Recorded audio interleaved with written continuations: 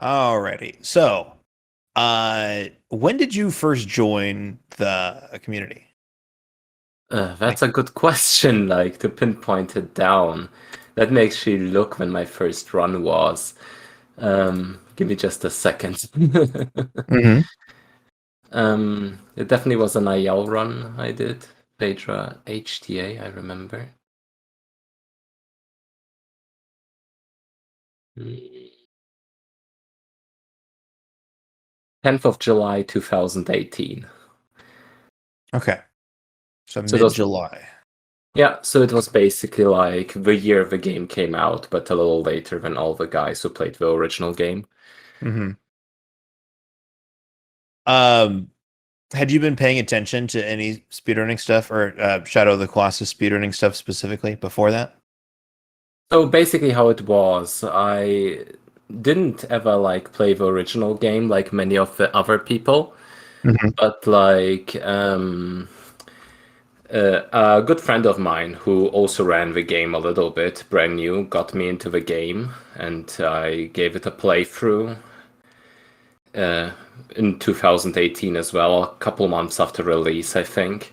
And then he got like curious about the speedrunning times because he was pretty decent for like just playing through the game casually and noticed Right. there was some potential since the game still didn't have many runs. So I basically helped him get into the speedrun because I was always interested in other runs, not specifically Shadow of the Colossus, but I watched Pokemon runs, GDQ hmm runs, and all of that. And yeah, when I finally got the game myself, I basically instantly started running it myself, and that's when the Phaedra run came through, basically.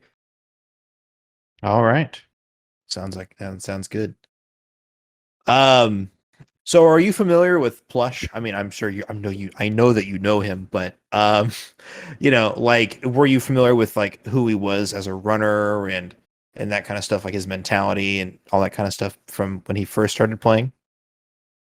When he first started playing, not much because that was before my time, but like hmm when I joined, he was still an active player, and it always seemed like he back in the day was like the most dominant runner as well. He hmm like while others tried to catch up, he always just straight up bam, new run. It's at the time it looked like it was perfect and so many cool optimizations, and he was very consistent. So yeah, he was kind of like less active in a way than the others. He would just come by here and there, but whenever he posted runs, it was always very cool to watch. Nice. Yeah, that's kind of what I understood, or at least from what I get from reading over the notes and the documents, is that like it seems like there's no activity for like 3 or 4 months, and then he just drops a bomb at everybody, like, "Oh yeah, by the way, I just beat world record by 4 minutes." It's like, what? How? Yeah, so he obviously had the most experience coming from the original game where he was already like top three, I guess, when it comes to like the boss rush category. There were like a Mhm. few Japanese runners that were better, but like those were always kind of less in the spotlight, I guess, besides Shirapon. I mean, Mhm. I'm just talking from what I think it was because I wasn't part of the community that much back then, obviously. Right. But uh, but yeah, he was always like a chill dude, and he did the cool like tutorials that helped a lot of people get into the game. And if you watch those, you get his kind of like humor and like his way of like just he has a certain aura around him, I guess, if you put it that way. Okay.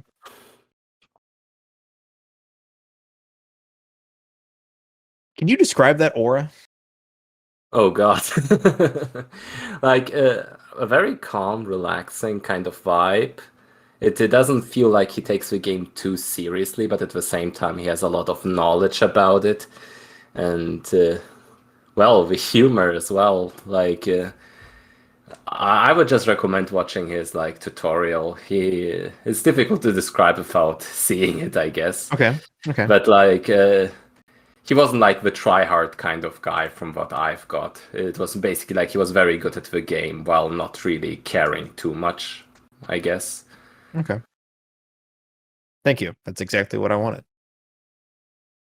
I get this feeling that he was very chill, just like yeah, man, we're just playing a video game. Yeah, for sure. And like that's the way it stayed throughout all of the time I saw him play. Mm-hmm. I don't want to pry too much, and if it's too much, you can tell me. Do you know why he left the community? I know it seemed to be personal reasons, but I don't know the exact reason. It Okay. was kind of all of a sudden when it happened, and one of the issues was I remember specifically that he was the only person managing the OG leaderboard at the time who was active, so we had to like contact SRC, the big moderators of the site basically to reinstate the current mods. And it was a big shock and surprise, I guess. Like it wasn't pleasant, kind of sad. Okay. Yeah, it feels kind of like it was not I'm not the one I'm trying to figure out the word I'm looking for. I was gonna say violent. I'm like, no, that's not it. Sudden. It felt out of nowhere for sure. It's not like he was very active when he left, but people still hoped he would like get back into it, I guess, or at least I did, because they did like races and stuff in the early days, and like the earliest you could call like the predecessor to the big races they did with like who was it? Church, Foxy, Grand Spaghetti, and him. It was like very cool to watch. Okay. Speaking of Church, and even Spaghetti, so if I'm not mistaken, there's like this rivalry that happens sort of in that June, July time, I think roughly when you join. Were you privy to, or was that like a thing that people knew about, or was it just mostly between the two of them? It's definitely a thing that people knew about. Like when it comes to NTA back then, it was definitely Church, Foxy, and Spaghetti and Plush to some extent, who were like the big people to watch out for when it comes to new records and optimizations and all that. In the end, it felt like Church always had like a little bit of that extra consistency to like get the edge on the others. He was like, I think back then he like literally never lost races, and it stayed that way. He even like improved his record once by a few seconds during a race, which was like unheard of. And until like very much later, when he just joined a race for fun way after his prime, he never lost races, I think. His consistency was definitely like the key thing there. That's impressive. Yeah, for sure. And the way he treated it as well, he was always like, this time I'm definitely gonna lose. You know, the others are way stronger than me, and then he just crushes like nothing. He was like never really like aggressive about it, but it had a certain coolness about it, I guess. All right. Okay, so this is something that I don't understand and I need some help with. Can you talk to me about the Hydrus thing? Which Hydrus thing specifically? So specifically, I know that when they moved to 2018 version, they don't have the algae, so they can't do the lineup anymore. But they seem to have some sort of strat where they go like 1, 2, 3, 4, turn a little bit, 1, 2, 3, 4, 5. Okay, here we go. Right? But then that's not the final strat. The final strat is like something that you found from someone named Jim 2.0 or something like that. You did your research very well. It was kind of hilarious when this happened. So basically imagine this. Everyone had like kind of trouble with the Hydra skip, making it consistent, because obviously there was no like specific way of doing it anymore as there was in the original game. So to give an understanding about the Hydra skip maybe first. So the idea is to make Hydras turn in a very, very specific way around that little pillar in the water. And to achieve that, you obviously have to manipulate the AI somehow, because later on you do a jump stab to trigger its AI, and it only works in a very, very specific situation where Hydras swam the exact right way.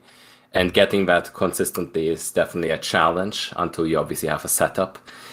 So everyone was doing it like the hard way, and Brand New and I were just trying to like learn the Hydra skip. And for me, it kind of worked. For Brand New, it really didn't at all, and it definitely wasn't the most consistent thing. That's when we were still very new to the community, basically. So yeah, and then Brand New just mentioned, oh, I just looked at the other people's runs on the hard IL leaderboard, and this guy did it like in a fairly simple way. Then I looked at it more closely myself, and the guy basically started swimming and then stopped. At a certain moment, I tried to like look at the seconds that passed, so it was exactly 1 to start and then 8 seconds to stop. With the like IL timer, it's very easy to time. And then it just worked. And the funniest thing was, I think you can still see it if you go to the description. No, God, the video isn't there anymore. Sadness. No. But basically, what he wrote down was, I will never get this ever again. It was pure luck. How did I do this? Something along those lines. Yeah. And then I tried to replicate it exactly, and it worked. And then it worked again. And it just like was the most consistent thing ever. I mentioned it to the other people on the streams, and they were like, no way. And when they tried it, oh, this is consistent, and this is easier, and it is faster. So it's like, this Jim 2.0 guy, who literally nobody knew about because he was just like some random hard mode IL runner, and back then that wasn't like anything that people paid attention to, because all the good IL runners were playing the NTA ILs, which is still kind of true in a way to this day.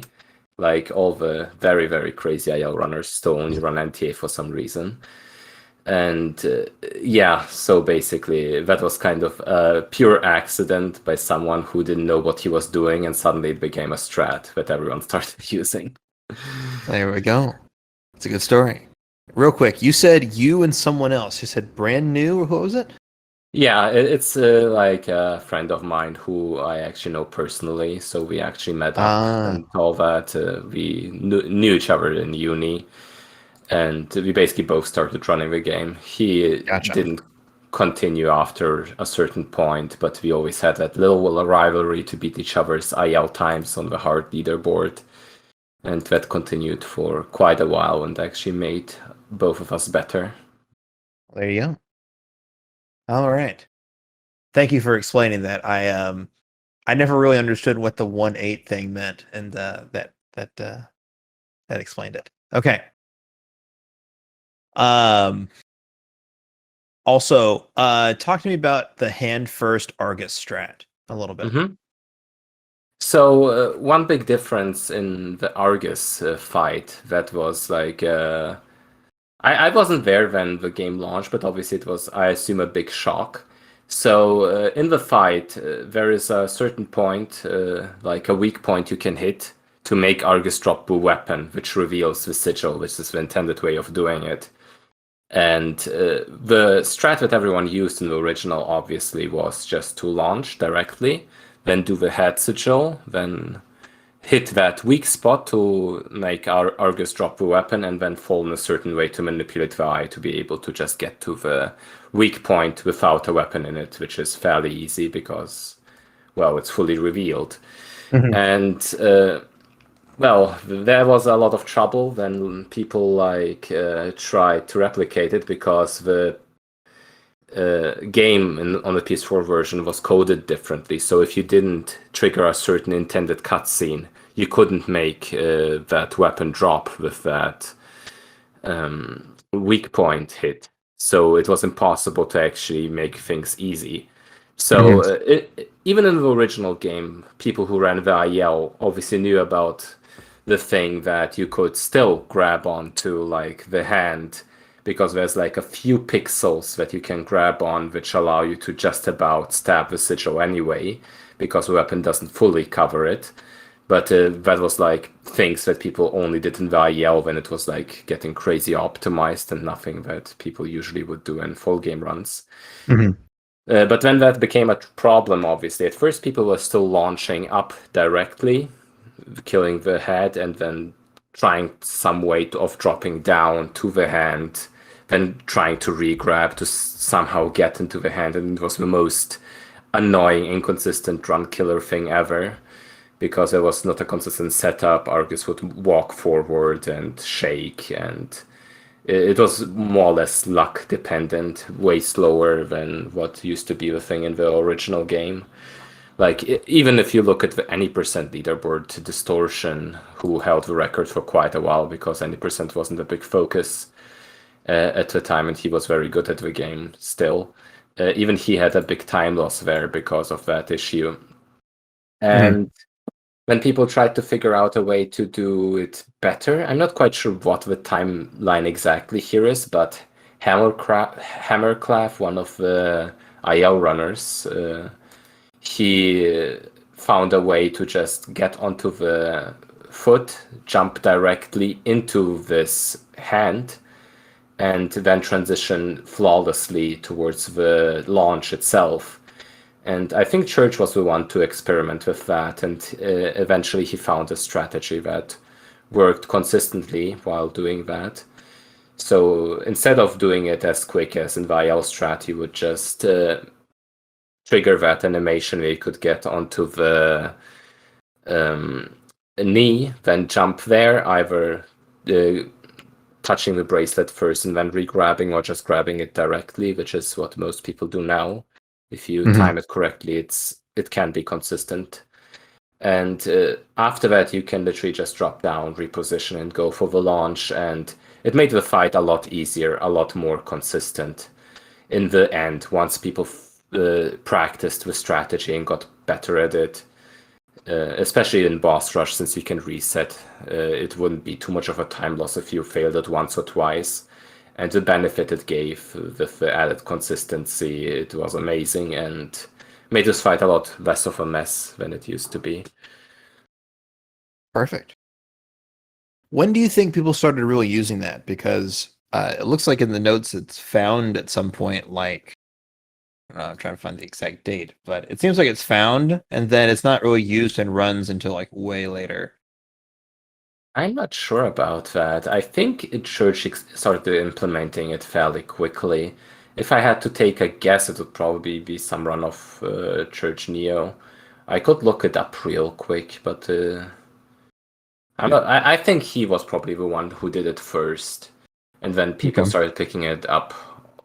Because I was a little later after like the good people started using it, because I was still fairly new to the game and nowhere near the top level at the time. So I just remember like talking to Foxy on stream, who explained it to me how it works, and watching like Church's guide on it. Okay. But yeah, I have no exact memory of when it started being a thing. Okay, that's fine. Moving down the list here.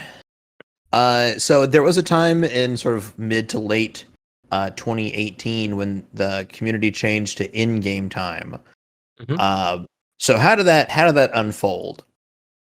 So one big problem with Shadow of the Colossus in 2018 version that was emphasized by the 2018 version more than ever was the loading differences. SSDs and PS4 Pros gave an unfair advantage. It's just the way it is, and it was like multiple minutes. It was absolutely ridiculous, and at some point there I became a mod, and we tried to find a way to fix that issue. In any percent, it was a fairly easy fix because there is in-game time. Where you could just like wait out the credits, and then the in-game time we just had to test if that one was consistent or not, which well, going on a tangent here, but funnily enough it is consistent, but it was weird how it worked, because it was like slower than real time by like a factor of 90%. So like, like Church Neo literally messaged Bluepoint about it. They never answered, and then we started testing out, and then we just realized that for every 10 seconds of real time, 9 in-game time seconds pass. No clue why, but it's consistent, so that works. We did a lot of testing on that, and then there was a question on how to introduce in-game time to boss rush, and there was basically 2 suggestions. One was to reload the New Game Plus save every time, and then just take the in-game time after, which would be less convenient initially because you would have to restart every time and you would have like a million saves. But then you would just have a definite in-game time way of having it. The other way that I suggested because I saw it done in StarCraft in the campaigns, they just take the cumulative like in-game time of each mission in the speedrun to get the in-game time, and I just suggested doing that. At first there was like a little issue of thinking, well, will it be easy enough to time the resets? But the good thing is if you press start to reset, it shows the exact time you restart at. So that was easy enough, and the rest is just looking up the times. So it's a bit time intensive to add up, but it works perfectly fine, and everyone agrees now that it's the best system because it's perfectly objective and a very good system to see improvement as well, because like well, it's pretty clear what's going on compared to like in-game time where there's like loading differences and it's kind of unclear at times. But here you have an objective way of measuring it. The crazy thing about that was actually that basically we did a vote on what to use and people agreed to do that, but there were some community members who weren't happy about the change for some reason. Like I know of one specifically who even left the community because he thought it was like complicating things, even though from the start we said the moderators will calculate the in-game time for you. There's no added pressure to it if you don't want to use it. But yeah, in the end, it works perfectly fine now, and everyone is happy with it. Yeah, anytime there's like a leaderboard change, I always feel like, you know, some people just get affected by it in a weird way, and then it's like, nah, I'm not into it. Yeah, I guess that's true. But actually, one big benefit of that one was also that we could retroactively like calculate the in-game time of runs. So no runs would be lost like it was with any percent with some of them. Notably, Elias has a very, very good time that he never updated on the any percent run, but we just don't know how good or bad it was. Because obviously he had fast loads, but it was very good at the time. But there was no such issue with NTA. And one thing that came out of it actually was that Church, he had a PS4 standard with an SSD and Plush had a PS Pro with an SSD, and actually Church had a faster time at the time. So he de facto, due to that change, became the world record holder. Nice. Yeah, I was wondering if it was so close that someone was prompted to retime it, or was it just like on a whim? It was just like it has been an issue for a long time, and it was just very severe. Like I never bought an SSD, and still, right now I'm just waiting for the PS5 to have the quality of life, I guess. But like, even if I did the most perfect run ever, couldn't have competed with like the people at the time, even like with an SSD compared to without an SSD, it's literally a difference of 2 to 3 minutes or something. So I would have to literally do a Sean level kind of run now to beat the times that were set back then with an SSD. So it just wasn't fair in any way. Yeah, oh, absolutely. Yeah, that's monumental. If it was like, oh, you save 5 seconds with an SSD, it's like, okay, whatever, not a big deal. But minutes, it's like, that's literally like a load twice for each Colossus, so it's amplified in the boss rush. Yep, absolutely. Okay. Let's see here. It wasn't until like a year or so later, I think Foxy gets a time that stands for a very long time, and it prompts Church to put out like $100 bounty. Do you remember that at all, or can you tell me about that? Yeah, I remember at the time. The very crazy thing about Foxy's time was that if I think it was the first one to be sub 17, if I remember correctly. Let me just double check that. Yes. I think it was. And it didn't have any resets in it, and even though looking at it now, there was obviously clear improvements. Even just getting a run without any resets was crazy back then, and it didn't have any major mistake. obviously there were like strategies introduced that improved times, and it got harder to like improve. But at the time, Fox's run was just absolutely insane, and the bounty was basically put up by Church to like try and motivate runners to try harder, to just improve the times, and it actually worked. Like even Hammerclap, who was a purely IL runner, ran boss rush for the first time. I'm not sure if it was because of the bounty specifically, but it was at the time, I remember. And there was like a specific moment in time where like 4 or 5 runners were running actively simultaneously and just beating each other's times. Like within days, there was like one moment where like the world record was beaten like 4 times or something within a couple days. If I remember correctly, that was absolutely insane. And there was also the moment when Sean was like getting very good at the game. He was a fairly new runner. But I remember when he joined, he climbed up the ranks very quickly because he just had a very good approach towards the game. And when he started getting close to me, I obviously wanted to like stay ahead of that. And we beat each other's times a few times, and he pushed me. And I think in the end, like the real 2 contenders for the bounty were me and Sean, because we were both very close to that sub 16, and Foxy and Hammer were a bit farther behind and not really trying as hard, I guess. Okay.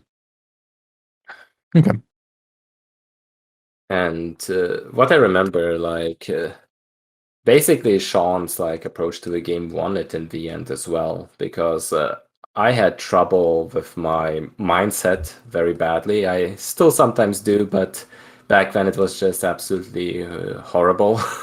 I'm gonna be honest about that. I just reset like crazy, tried to brute force it, even though my consistency and skill wasn't quite there to do it.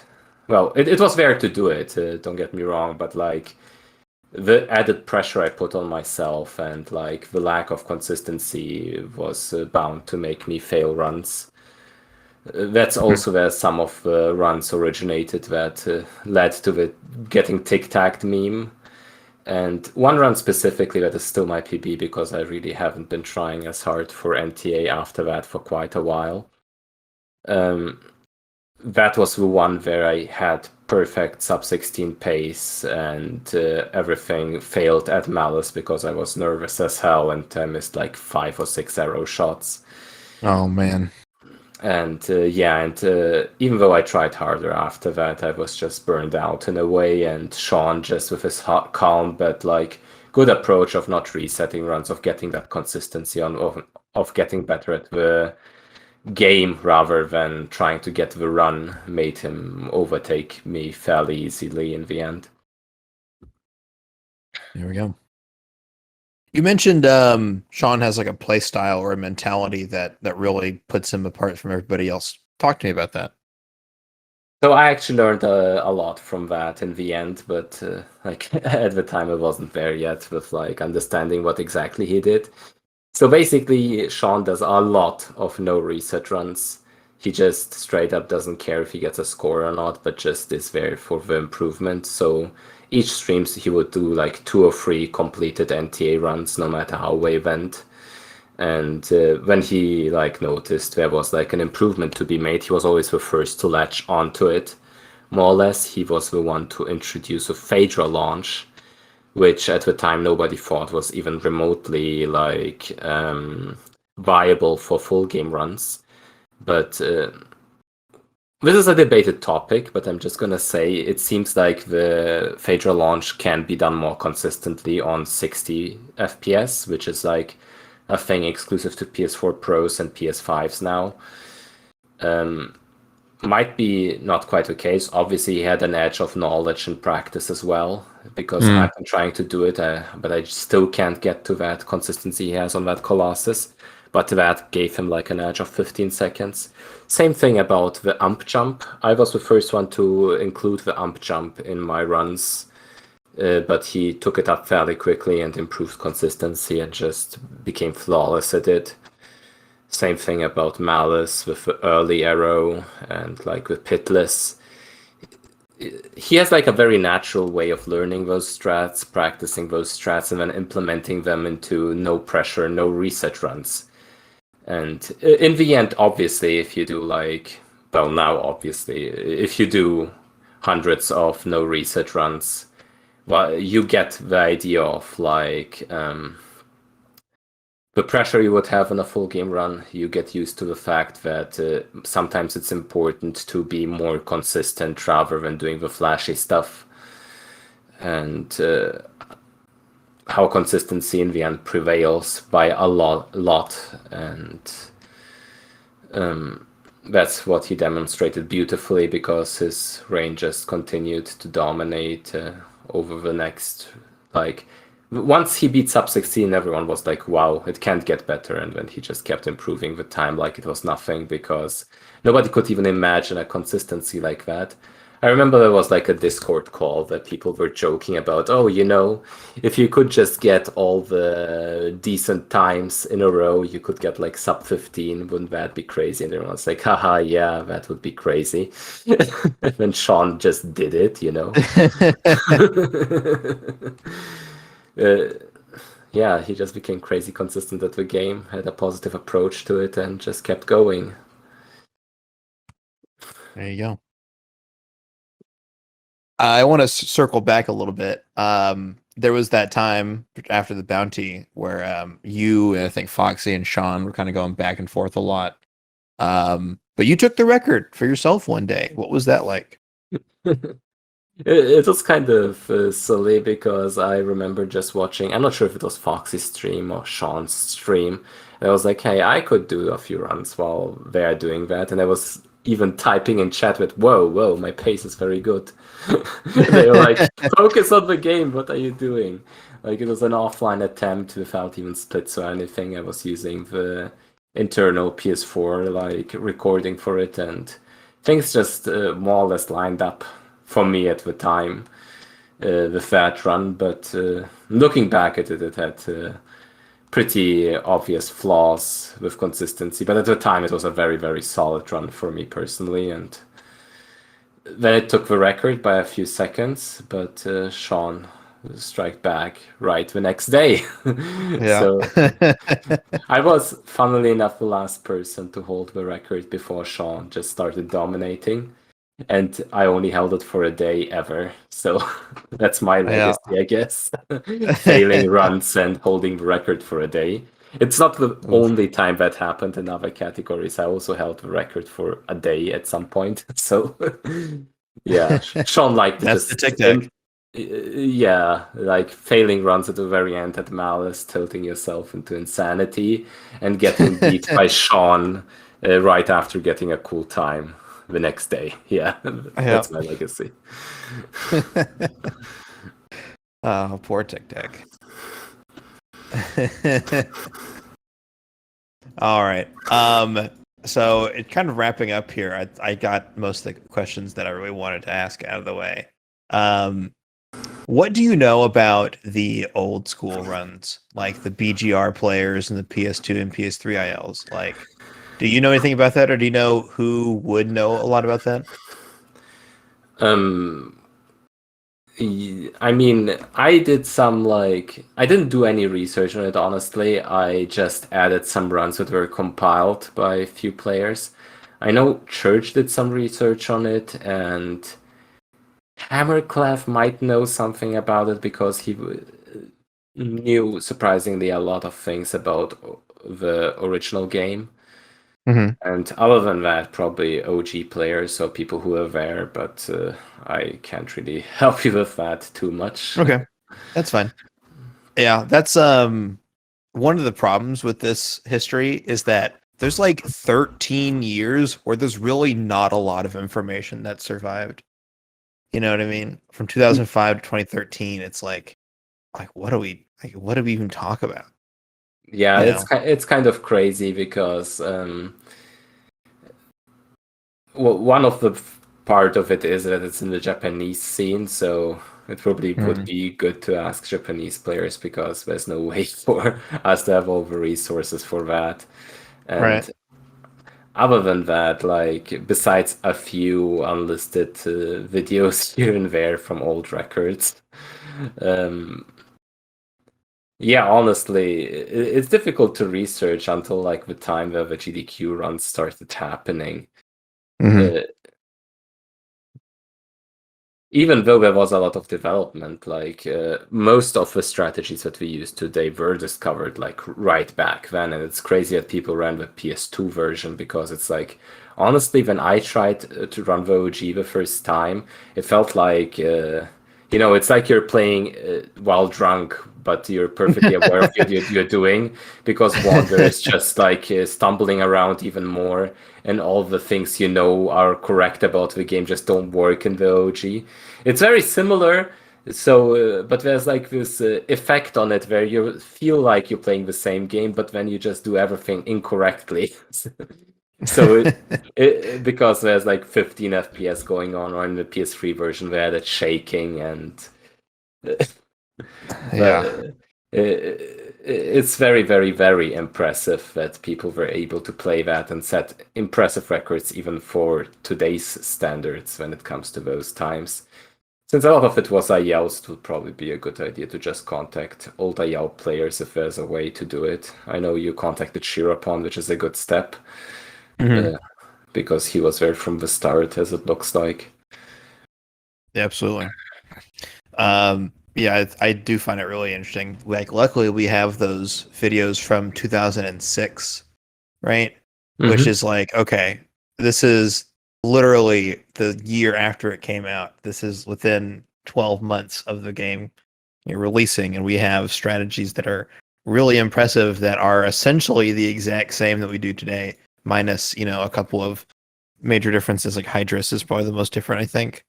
Um, No, even like with Hydrus, the setup is different, but like, funnily enough, if you do the current setup in the OG version, it still works. That's how similar the games actually are. oh, Uh, there you go.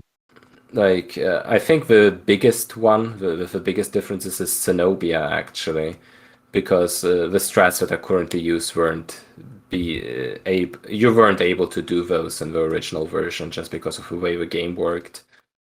Mm, Um, One of them is through Wacky Jump, where the structures that were added for aesthetic reasons and enabled that strat working just aren't there in the original game. And the same thing about the super jump, which is just impossible to do because um, I guess the game just works differently in that glitchy way. yeah. But at the same time, why they're still similar like they are is that uh, don't quote me on that, but I think there was like a quote somewhere about the development of the game, how like the all of the logic of the game is actually created by the original game running under the PS4 makeup, basically, Mm, which is very interesting and probably why so many strats are so similar and why it's like not two different games at all, but like a continuous thing that totally makes sense to cover in one go. mm.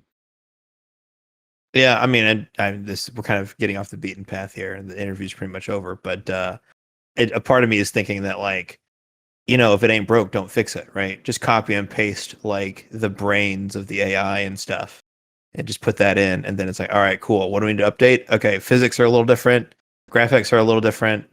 Like we're running at 60 FPS now. Everything, but like why would you need to change how the Colossi work? If it works, like just copy and paste it in. Yeah, for You sure, know. but like with some side effects that the PS4 version is actually easier to play because of the frame rate and because the shaking was made Hmm. more similar to the Japanese PS2 version rather than the PS3 version.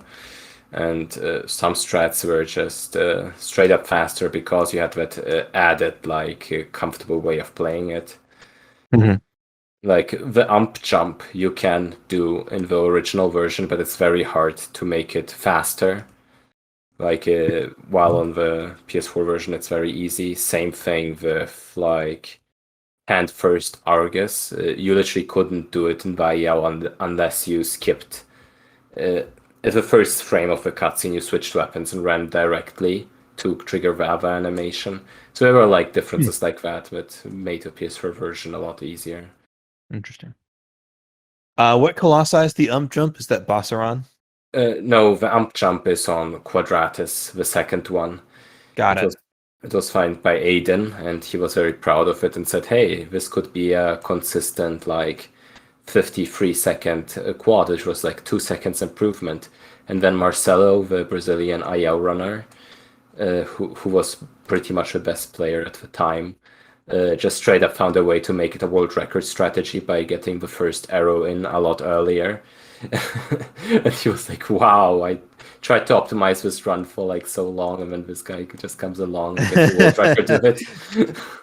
And the funniest thing is replicating that record strat is fairly easy compared to any other IL record strat. So the way we do it right now is literally only a couple seconds off the IL world record in the boss rush, which is kind of crazy because there's no other case of that, I don't think.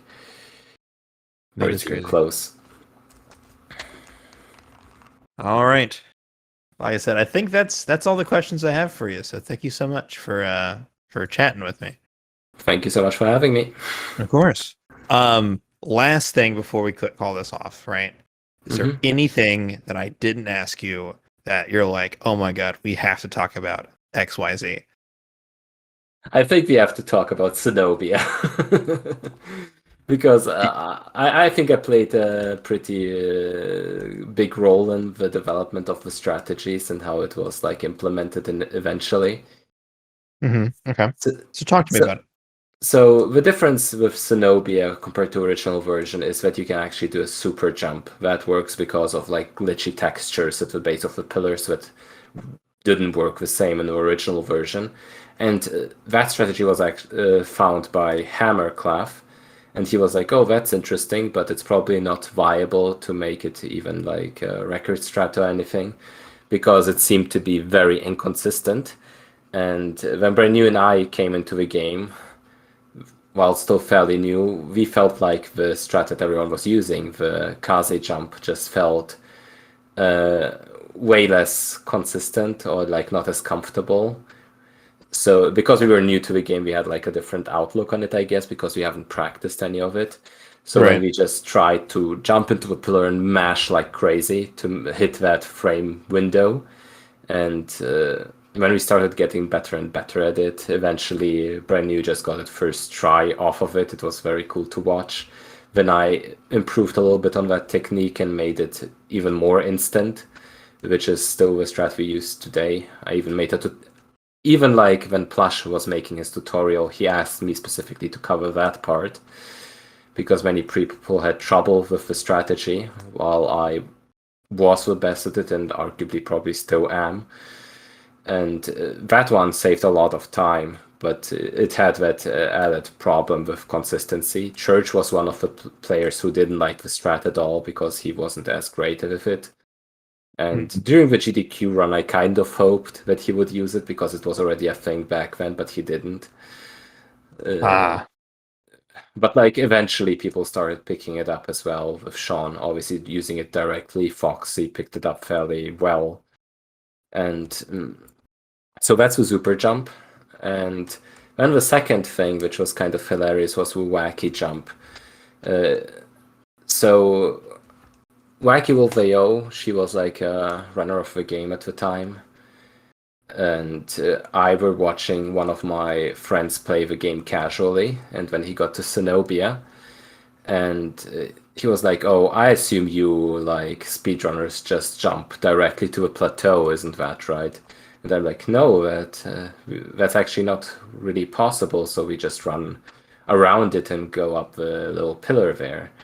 And Wacky literally just started experimenting with the idea and straight up found that those like added aesthetic plateaus that were added to the back wall just to make the game look prettier. Not only can you jump on them easily, but you can jump directly from there to the plateau, which is just absolutely insane. The game was out for, I'm not sure if it was more than a year at this point, but definitely long enough for something like that to be discovered, something that obvious. But since people were so stuck with the original version, which didn't have those, nobody even thought about using that or thinking Yeah. about something. It's out of the box, basically, Mhm. thinking. And so she just told me at first. Nobody knew about it, so I just tried to like improve it and improve it some more to get the IL world record of it, because it saved a tremendous amount of time. And at the same time, Udawara, who was like an IL runner of the game, he was just like getting the record of like one Colossus after the other in a very predictable manner. So when I got the record with it, I actually waited for Udawara to take Zenobia and Mm. hoped for him to just not find that strat, and he didn't. He got pretty much a perfect Zenobia that I could never even come close to, but without that strat. And I beat it by like 2 seconds with the strat I had prepared. You were Uh, hoarding. yeah, I never did something like that before, but for that moment where I have the chance to have like the record on my favorite Colossus, I had to. So when I did that, it was kind of hilarious, and then I released a guide on it right after. And it's also very cool because there's a cutscene that happens during the time, and then you just jump somewhere. You can barely see it, jump to a plateau and get back up before the cutscene ends. So you basically, it's like teleporting to a plateau directly instead of running around it. You can imagine it's a crazy time save. Oh And yeah. if you don't explain it, it just looks like I'm straight up cheating and I'm just landing on the plateau out of nowhere. so, so it was a very, very cool strat, and it's still one of my favorites. So that's how I uh, never found any strat on Zenobia, but implemented them in a way where it was usable, basically. There we go. Roughly when would this have been? So this super jump was fairly early on. There's a video of Hammerclaff I can send you later where he discovered it, and then pretty much from some of my first IL records, I think Brand New was the first one to actually use it in a run. Let me look at that real quick. Yeah, I think the super jump was found in like May. Yeah, and Brand New's first run, which probably used that jump. Let me just double check that so I don't say anything incorrect. Yeah, that looks like it. That was in June 2018, so very early on in the game's history. And yeah, later on, I just like Brynju and I beat each other's times on Zenobia many times. And the Wacky Jump was way, way later. That was like Looks like April. oh yeah, because I released the video on my birthday, but it was found a little earlier. If you look in the description, it says when exactly it was. But yeah, it was around April 2019. There we go. Okay. I will remember to talk about that. So thank you for the insight. No problem. All right. Is there anything else? I mean, I could talk about this game forever, but nothing that comes to my mind immediately. Okay. Well, I'll tell you what. If something really big comes to mind, where you're like, oh my god, I can't believe I forgot this or that, you let me know and we'll come in for another little short chat. Sounds good to me. Alrighty. Let's go ahead and get Georg out of here. Be gone, thought.